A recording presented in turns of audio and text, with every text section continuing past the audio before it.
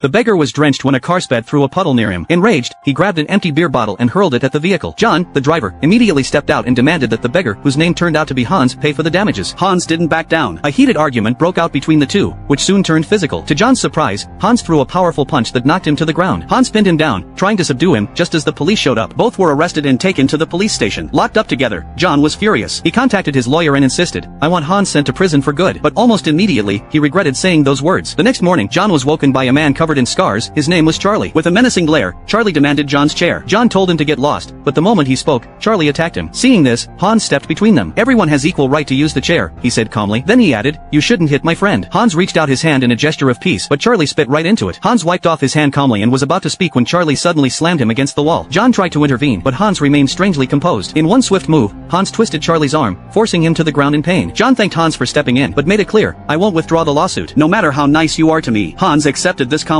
By noon, John was starving. No matter how loudly he complained, no food came. Then Hans pulled out a banana. John reached for it, but Hans pulled it back. Although reluctant, John's hunger got the best of him. He finally swallowed his pride and asked Hans for half. As he ate, John wondered, why did Hans stand up for him? Why share food? Was there an ulterior motive? Hans simply said, "It's just my nature. I help when I can." The next day, after being released, John asked his lawyer what sentence Hans would face. When the lawyer replied that Hans could receive the maximum penalty, John was filled with regret for everything he had done.